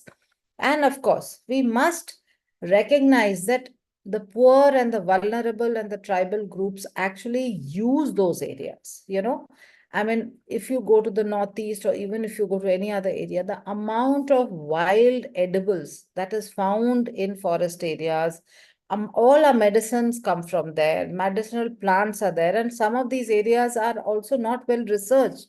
So we are discovering new species, right? India still has new species. We discovered new species of frog. We've discovered new species of bird, some flora, some this. So that means that these are things which in future may be medicinal value also, which finally actually benefits people, right? So that is something we must keep in mind when we are talking of 30 by 30. So that the whole focus is that by 2030, our effort should be to conserve 30% of the planet. That is the whole focus. So basically, if you look at it, it is robust, 3 main pillars. So it has to be science-based and robust, right? Because how do you know otherwise what is ecologically representative, what kind of ecosystems are there, all of that. Then it should have some governance mechanism, right? Some management mechanism, who's managing it is, how it is, and there should be enabling financial flows. How, like Mr. Pandey had previously said, if there's no money, what is the incentive for people to conserve? So that is something also which we need to look at. So these are the very important 3 pillars that, unless you have, otherwise people will say, why are you protecting it? There is nothing fun. Why are you protecting this desert? There's not even a tree there. We have to explain to them, right? That deserts don't need tree, right? That is something we need to do. So in a crux, if you see, what does target 3 say? Target 3 says that what we need to conserve, right? Where we need to conserve, how we need to conserve, and keeping some safeguards in mind, right? I'm just going to give you 1 minute to look at the slide. I'm not going to read it out, but look at it. What is this? 30 by 30 means exactly this. What, where, how, and all, right? That is something which is very important. Okay? Yeah. Now, I also wanted to say that, see, target 3 contributes to the goal A, which is about reducing threats, but it also directly contributes to 3 other targets, of the Kunming Biodiversity Global Biodiversity Framework, which is target 4, target 9, target 11. I'm not sure if you all are familiar with it. If not, that's your homework. So you need to look at that. And it also contributes to SDGs. So this is a direct contribution. So this is something which you all should look at. What are these SDGs? What are these targets? And how does target 3 contribute? And if you look at it, 30 by 30 plays a very important role for all other targets, right? So this is something, because it helps in threat reduction, it helps to provide people's need. It also provides, you have to have funding for those areas. You have to have policies in place. You have to use traditional knowledge for those areas, because traditional tribal territories also provide, also contribute to 30 by 30. So if you see, basically, it has a web of life, so 30 by 30 is like the web of life. It contributes to other targets. And once you look at it, it actually helps you to contribute to GBF the maximum. That is why it is called the mother of all targets. And that is why you all are generation 30, because you all have to take this forward, right? And that is now your task for the next 2, next till 2030 and then till 2050. You have to, till 2030, you have to reverse biodiversity loss. And then from 2030 to 50, you have to make sure that that curve keeps going up. So that is your most important task. So just a small, I wanted to focus your attention here. There is a you have to distinguish between PAs and OECMs. The protected areas are primarily for objective is conservation, right? And OECM demonstrates conservation outcomes. Okay, so there is a slight difference, right? So often you cannot now put areas as protected areas, which will only contribute, because protected areas means a lot of regulations, a lot of laws, and people are very apprehensive. But OECMs is something where people can actually participate in, and while using, they can actually demonstrate conservation outcomes. So OECMs is something you all need to look at very carefully. What are the 4 characteristics to identify potential OECMs? One is that area has to be geographically defined. Second is that it has to deliver long-term in situ conservation of biodiversity, right? That is important because it has to conserve, no? Otherwise, why should we look at any area and think that that's something which is contributing to nature conservation? It should also, respect local values and culture, right? And it should be managed well. It should be inclusive and managed well. These are roughly 4 criteria to identify in your area where you all are based, of how can you actually identify OECMs. What will not meet OECM criteria are monoculture, plantations, oil palm, overgrazed areas, agriculture fields where you're putting a lot of pesticide, fertilizer, and growing maybe monocrops, even if it's a monocrop, but if it's traditional agriculture system, then yes, overfished areas, gardens, small green spaces. So all gardens, all urban gardens do not become OECMs, right? We need to be very careful about that. So what actually our planet should look at? It should look like a mosaic, right? So there are a lot of opportunities and a lot of challenges also. So we don't have enough data. Sometimes, we don't understand what this site is doing, right? We also have opportunities because in India, we have sacred groves, we have people who are actually doing traditional agriculture, people who are doing organic farming, people who have, mixed kind of, activities. There are areas, alpine areas with lots of medicinal plants, so these are some of the areas which are very important. So this is what a mosaic should look like, that we have different types of protected areas, then we have different types of OECM, which is where it's a small free-flowing river, it's a nice agriculture land, it's tribal territory. So this is how we can actually design, because people also are part of the ecosystem. So you cannot remove people and feel that we can only kind of protect. Fisheries managed area, where communities are managing their fisheries in a manner that it does not harm the fisheries. So things like that. I also just wanted to highlight this. So this target was like the people started talking about this target in 2019, okay, where Costa Rica said that we must conserve 30% of our planet, right? And it is something called a high ambition coalition for nature and people. Basically, 118 countries came together to say, yes, we should have this target, right? So if you go to the High Ambition Coalition on Google, you Google it, you will find some of the tools also, which you can look at. Something is called 30 by 30 Solutions Toolkit. I think there are things which will be useful for you all. If you all are going to look at 30 by 30 and see how you can actually contribute to it, I think this will be something which will be important and all of you should look at. There's a guidance tool also. There's a solution toolkit also. I would suggest all of you look at it. I think I'm going to end now and then I'm going to open it up for questions. Yes, thank you.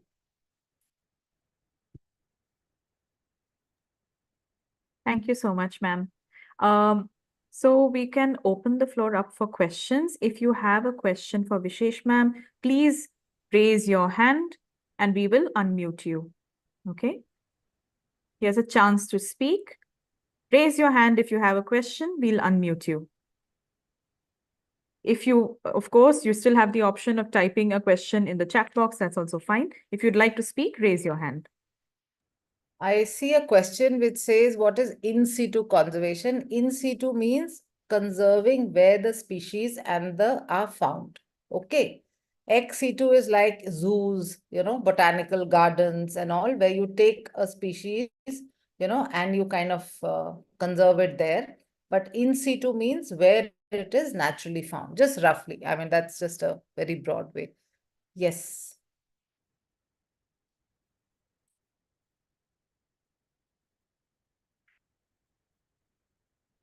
Kushal has raised his hand. That's what I can see. You can speak. Good morning, ma'am. Ma'am, my question to you is that in the slide, I saw a formation where there was conservation and safeguard mentioned. Ma'am, is there a difference between these two or are they same? No. So see, safeguard sometimes means that you just, kind of let it be. Okay. Yeah. Or you have certain kind of principles that you will not do this, you will not do that, you will not do this, right? Conservation can also mean restoration. Conservation can also mean wise use. Yes. Understand? Yeah. Safeguards are checks and balances, right? The checks which you will not do. You will not throw plastic, right? That is something like when you are visiting a national park or a sanctuary, often you all are told that you can't take in plastic. You cannot, have loud noise. You cannot play music, you cannot have bright lights, right? So these can be some kind of do's and don'ts, which are also safeguards. You will respect the tribal communities. That's a safeguard, right? You will take consent from the tribes. That's again a safeguard. Conservation can also mean that you will just, kind of restore an area, you will protect an area, you will rejuvenate an area, you will establish some sustainable harvesting protocols. Understand? Yeah, that's the distinction between the two. Is that okay? Okay, now Sanvi. Yes, Sanvi can speak. Good morning, ma'am. Ma'am, my question to you is, ma'am, what is the current probability of us reaching our sustainable development goals by 2030 and our chances of complete recovery of the natural environment by 2050? See, the probability depends on how many of us actually, become responsible citizens, right? Yeah. See, as you know, unless India takes action, we will neither achieve SDGs nor will we achieve the GPF. So it is for us now to actually smarten up, convince others, build effective arguments, and ensure that all of us are become responsible. If that actually momentum gathers, then definitely we will be much closer to what we want to achieve. But if India feels the no that others should do it and we are still, we just have to build roads, then it'll be difficult, definitely, right? I'm not saying we should not build roads, but there should be enough safeguards, right? There should be underpasses, there should be overpasses to ensure corridor is there, ecological connectivity is there, and things like that. Yeah, okay. Next is, I think, Chahat. Chahat, yes, Chahat can go ahead. Good afternoon, one and all present here. Ma'am, my question to you is, in the OECM slide, criteria slide, there was a point mentioned that we have to conserve in situ conservations and biodiversity. So why particularly we are focusing on in situ only? Like, why not ex situ conservation too? Apart from it being the zoos and protected areas.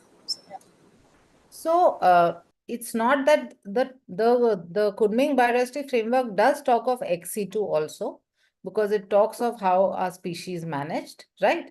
How are you recovering species recovery? All of that is there in targets, other targets. But target 30 by 30 is about conserving 30% of the planet, right? And that is why this target focuses on in situ conservation, because you need to protect the planet. That has to be the way planet is, right? Yeah. So there are other targets which talk of ex situ. So it's not that ex situ is not focused on, but for this target, it is in situ conservation, right? Next is Bihar delegation. Yeah. Yes, ma'am. We have the Bihar delegation now. Yes, ma'am. My question is that what is the reason for many of the agreements and the treaties for failing? Like we saw the Aichi targets failing and then the Rio summit. Is it because they make too long, far-fetched goals and then they realize that the action plan is way harder than they thought? Or is it because of something else? Lots of things. Right. So first and foremost is resources, So there are countries like us, we have, if you look at our the allocation of funds in the ministries, right? How much does the Ministry of Environment gets funds? What is the total amount of fund? Our defense gets higher, our rural development gets much higher, so again, one is that, right? Second is capacity. Third is technology transfer. Fourth is also political will, right? How much of it is that we are, so often what we are thinking is that we need to make millions. To make millions, sometimes we actually let go of billions, right? Because no one is looking at the other aspects of it. So there are lots of things, So yes, because there are small island countries, who are very worried that, 1 degree, rise in sea level, warming of temperature will lead to sea level rise, will lead to, kind of drowning of the areas. So then perhaps more money is getting channelized there rather than us. But we are a mega biodiverse country. And for us, we need to recognize the importance of nature. See, everyone talks of climate, right? But how many heads of states attend the CBD? So that is the thing. We need to also, this whole political momentum. How many of our election, when these parties are fighting elections right now, we've had how many of them in their manifesto mention nature conservation? How do farmers know that bees help in pollination, right? Now, slowly people are coming to know. People who live in Delhi and who actually kind of struggle to breathe from October to December, at least are now realizing that, how bad pollution and what we have done to our, to Delhi.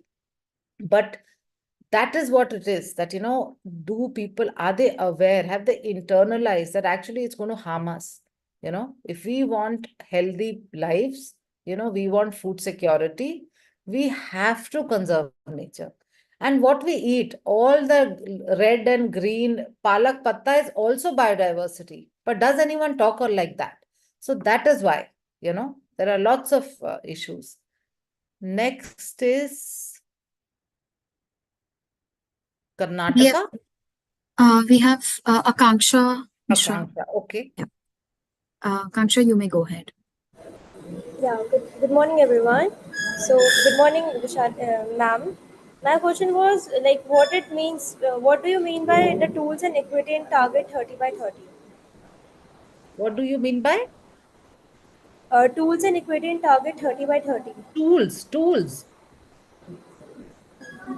So I had said that for 30 and 30, there are some toolkits also, which you all can Google and find out.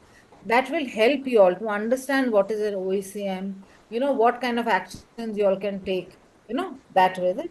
And equity means that, it is not the responsible of poorer countries, or just because you have high biodiversity, so you should only conserve and others should not, understand.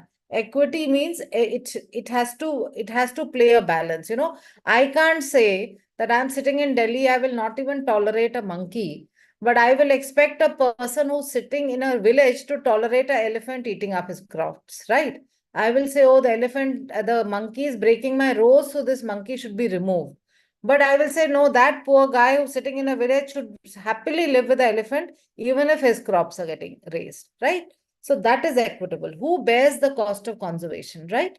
So, and who benefits from it? All of us benefit from it, but who bears the cost of conservation? That's what also we need to look at.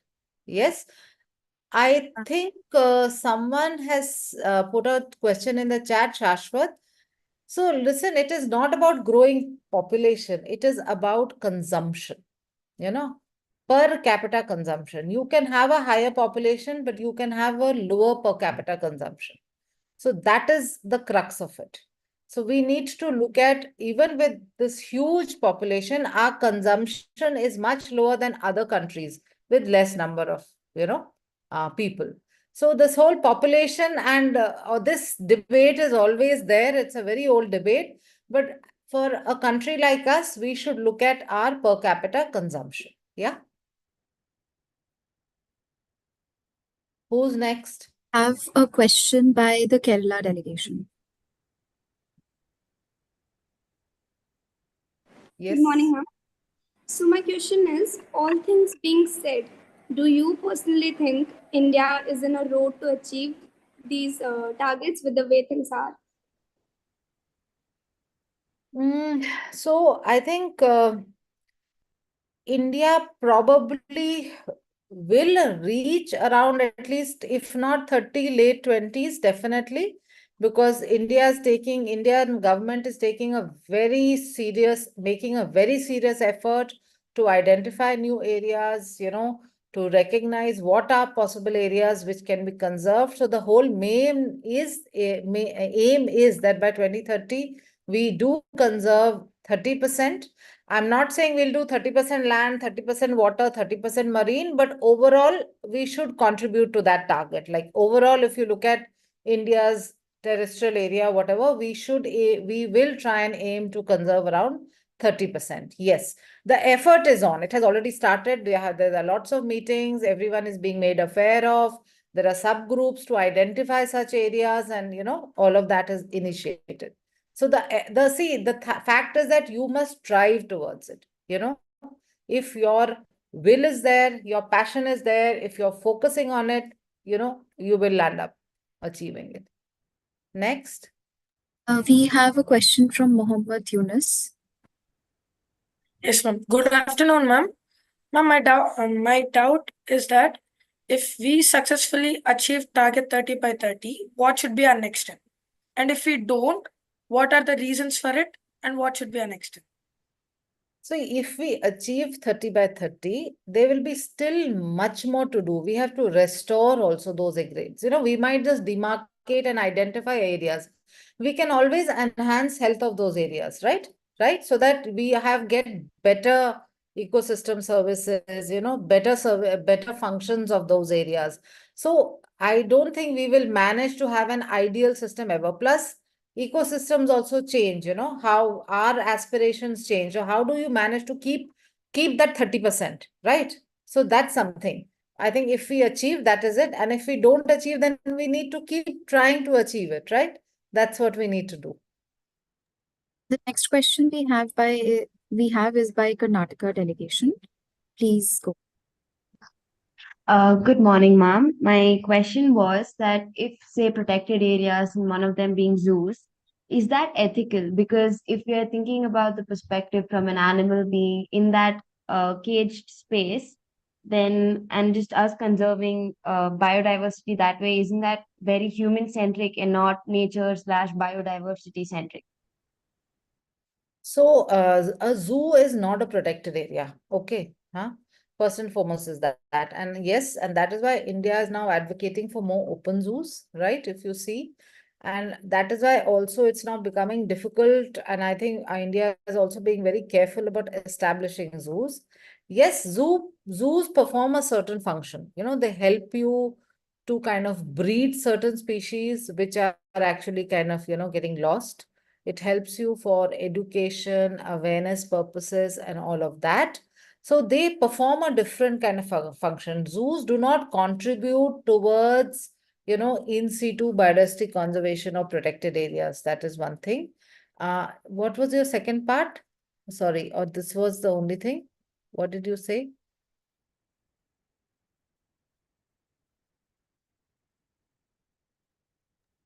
That's it? Okay. Yeah, okay. So, sorry. Yeah. Can we move to the next question? Yeah, so one thing I just wanted to say, because I think when Mohammed Yunus also spoke about it, so a lot of our protected areas or our OECMs or other areas may also be infested with invasives, right?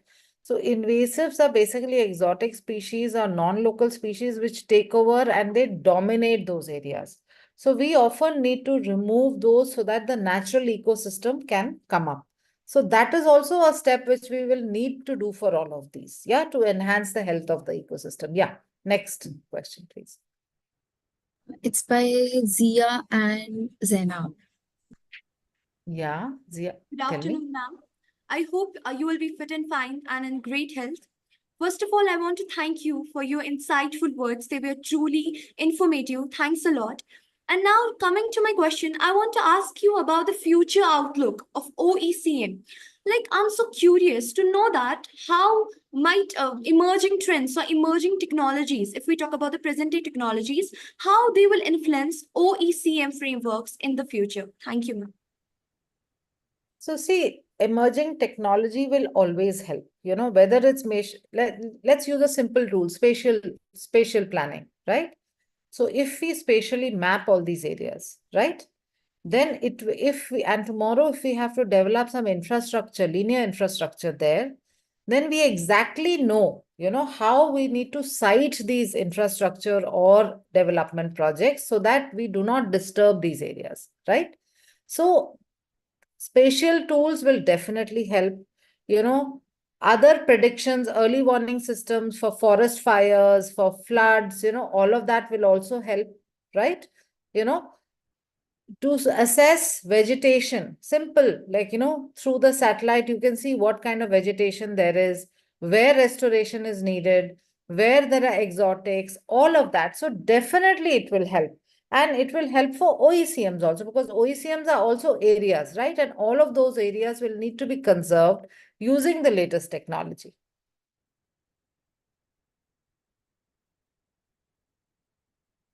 Next. We can have the next question by the Odisha delegation. You may go ahead.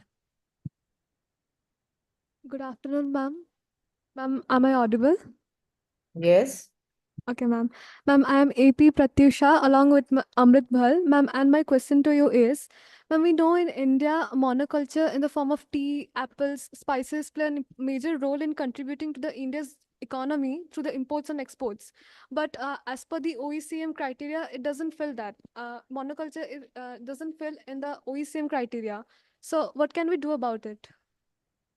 So see, 100% of our geographical area is not going to become either OECM or a protected area, right? So we will have tea gardens, we will have coffee plantations, but they cannot be OECMs. They can be corridors because they may be used by large mammals to criss and cross. So they provide a function. But if it's a paddy field, which actually is being kind of cultivated using traditional knowledge, traditional method in an organic manner, and if it is actually enriching the soil and it's helping other species use that area, like, that may be considered as a OECM, right? Because like I said, local values, local culture, all of that also helps. So again, everything, you cannot expect that 100% of our geographical area will become OECMs, and no one is expecting that. So, and so there will be these sites which may provide some kind of, like I said, which will connect to protected areas, or which will, provide some functions, but everything which provides some functions also cannot become OECMs. Yeah. So that's fine. I mean, we don't expect tea gardens and coffee plantations to, to perform the function of OECMs. Yeah. Ma'am, we'll have the next question by Vaishnavi Sharma. Let that be the last. Hello, ma'am. Good afternoon. First of all, I'd like to thank you for your insights throughout the presentation. And I'd like to ask you that in international conventions, how does the stance of a country differ with respect to its development status? Okay. So see, I mean, broadly, if you're looking at, so like, for example, Europe, right? They often negotiate together as EU, and then they say that, look, we are providing funds, right? We give you funds for conserving your biodiversity. So we expect you to give us monitoring reports, or give us this, or give us that, right? And other countries, like small island countries, say, look, unless we get more funds, it is very difficult for us to conserve something, right? For example, a country like India will say, look, we have poor people, so we have to do development, We can't stop our development because we also need to take people out of poverty. Yeah. So that is how then other countries, stances differ as per that. And that is why it is CBD talks of consensus building, right? No one has a veto power. Everyone has to come and agree. And that is why everyone's viewpoint gets accommodated also. Yeah. Arunachal, I think. We'll have one last question by Arunachal Pradesh delegates. Good afternoon, ma'am. So, ma'am, my question to you is, how do the COP conference contribute to national cooperation and policy making on biodiversity conservation? You mean, how does the COP, right? The Conference of Parties, right? Okay. Yes, ma'am. Yes. So see, what happens is when the Conference of Parties takes a decision, like they've adopted the GBF, right? So now what is happening? Now for India to implement the GBF, we are developing or refining or updating something called the National Biodiversity Strategy and Action Plan, right? And that National Biodiversity and Action Plan is developed for the country. And then what we are going to do is that we will then now we are asking every state to develop the state biodiversity strategy and action plan. Okay. So that COP decision actually helps countries to take actions, no? So it is guiding the countries to take action. So at the country level, then at the state level, and then maybe at the local level also, right? So that is how it helps. And because it is at a country level or state level, then all departments also have to come together. Because suppose if it about water use, or if it is about conserving Ganga, then your, Ministry of Jal Shakti has to come on board. It is about, reducing maybe fertilizer use or harmful chemical use, then the Ministry of Chemical and Fertilizer has to come to board. If it is about conserving marine areas, which are, so then Ministry of Earth Sciences also has to come to it, If it is about technology, Ministry of Department of Science and Technology has to come to it, right? So like that, everyone has to then pitch it, yeah?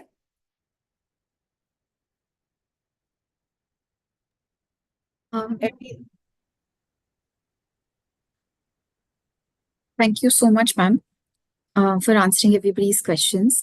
If there's one last message that you would like to give the delegates, what would that be? Yeah, I would actually, I think the enthusiasm I can see from so many chats. So, but what it would be really nice if you all can actually take it forward beyond this MCOP, right? If all of you in your sphere of influence, whatever it is, whether it's a school, whether it's a resident welfare association, whether it's a district, if you all are living in rural areas, you can go and talk to the district collector. You can say that we want to talk to you about a global biodiversity framework. What are you doing about, stopping conversion of wetlands, into and filling up of wetlands? Are you carrying out any afforestation programs? Are you banning plastic use? Are you ensuring that all the dhabas in these areas do not use fuel wood? Are you providing them gas supplies? Understand, these are small things which all of us can do. At least raise these questions. And district collectors have money. Your local MLA has money. Your city, whatever, councillors have money, right? So as a school, you can run campaigns, you can kind of and build effective arguments that yes, we need bees. If someone sees a honey bee comb, you should not panic. Oh my God, honeybees are there. They will bite us. They will sting us. Remove it. No, learn to live with nature. That is something which is important. We need to respect each and every living being on this planet. And that because everyone plays a role, right? So I think that is important, that how you all can take it beyond this MCOP. And that would be really nice because like I said, you all are the future leaders and you all have to take this cause forward. So I would really, we all will be very thankful. This generation will be thankful if you all become champions of nature. That's what I'd like to say. Thanks. Thank you so much, ma'am. Like ma'am said, it's important to take decisions at this level. And to conserve biodiversity, it's important to be a leader. And all delegates who join us in Delhi next week will be involved in having discussions, working in groups, and setting action plans to bring about a change. And to be a good leader, we can always take inspiration from the natural world. Animals like elephants and bees are two such examples. As you know, elephants live in large herds, which are led by a matriarch who guides the entire group. Bees also have a leader, which is the queen bee, who keeps the entire hive in check. We know that last month you've been gearing up for MCOP 5. Our team sent out various quizzes and worksheets on a weekly basis, which you completed with great enthusiasm. What we have here is a consolidation of a few responses from one of those assignments, which we asked you to think, who do you think is a leadership role model from the animal world? And we were very delighted to see your responses. Here are some of them with your respective name and states. So Adit from Kerala said, lion is the king of the jungle. Athar said queen bee is responsible for reproduction, but depends on it depends on worker bees. Somebody said eagles are great leadership models because of their great vision and fearlessness and power. Somebody also mentioned wolves. Actually, many of you mentioned wolves because they live in a pack and one of them leads the pack, the alpha wolf. And very interestingly, somebody mentioned mangrove trees are great leaders because they protect us from storms, stabilize shorelines, and create habitats. Elephants, a lot of you said, have a matriarch leader who takes the lead and ensures survival, makes decisions, and cares for the herd. Somebody said lotus is a great leadership role model because it inculcates the value of self-love and truthfulness. And many of you also talked about ants who display a value of great teamwork. So lastly, we would like for you to do a quick recap as we conclude the day. We want to know 2 important things that you learned from today's 2 sessions. In the chat box, please type them out. What did you learn and what do you take back from today? I will be reading out your responses, so please type them out.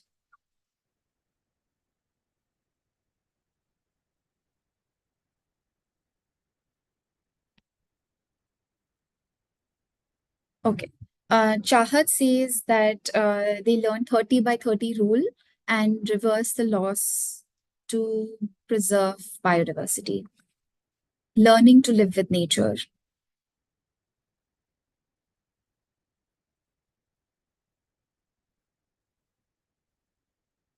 People also learned about the 30 by 30 framework and how OECMs and protected areas, they help in conservation. Kushal says that he learned about the biodiversity conservation and the importance of it. About CBD, yes. How international conferences work. We learned a lot about wildlife today. Yes, absolutely. About sustainable development, about Rio de Janeiro, the Earth Summit. The urge to conserve nature, yes. About safeguarding nature. About the Ramsar Convention. Okay, great. So amazing. We learned a lot today. And now that we close the day, we would like to take a group picture with everyone. So I will switch off I will stop sharing my screen and we all can smile now for the camera.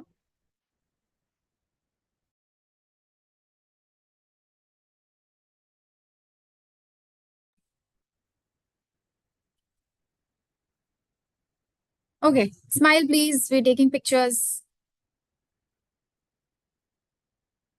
Okay, thank you so much everyone for joining in today.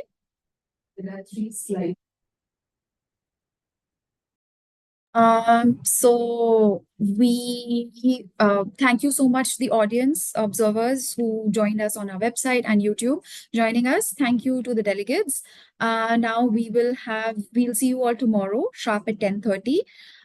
Thank you.